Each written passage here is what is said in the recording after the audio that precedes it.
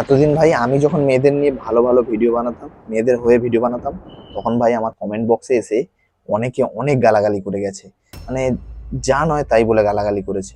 কিন্তু এখন আর আমি কিছু বলছি না, এখন রাঘব চাড্ডা বলছে, একজন সমাজসেবক। মানে উনি পার্লামেন্টে একটা প্রশ্ন করেছেন, যেখানে খোলা বাজারে ওপেন সিগারেট মদ বিক্রি হচ্ছে, সেখানে স্যানিটাইজ প্যাডের মতন একটা মেয়েদের ইউজ করার জিনিস, সেটা কেন নিউজ পেপারে মুড়ে বিক্রি হবে? এটা তো কোনো ক্ষতিকর জিনিস না। তো এরকম একটা প্রশ্ন করেছে, তো তোমরা নিজের কানেই শুনে নাও। सर, हम एक ऐसे देश में रहते हैं जहां शराब और सिगरेट तो खुलेआम बेची जाते हैं, लेकिन सैनिटरी पैड को अखबार में लपेट के दिया जाता है जैसे कि आप कोई इलीगल प्रोडक्ट खरीद रहे हो या इलीगल प्रोडक्ट का एक्सेस पा रहे हो।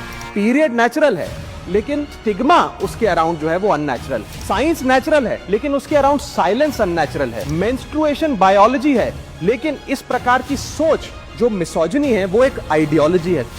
তাহলে তোমরা নিজের কানেই তো শুনলে আর চোখ দিয়ে দেখলে।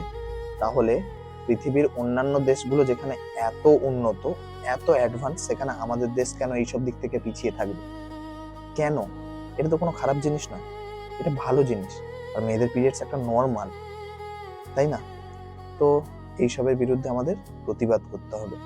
কেন লুকিয়ে বিক্রি হবে এই জিনিসটা?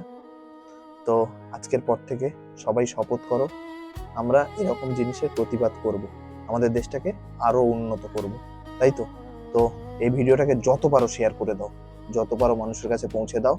আশা করি সবার জন্য খুব ভালো হবে। তো চলো, টাটা।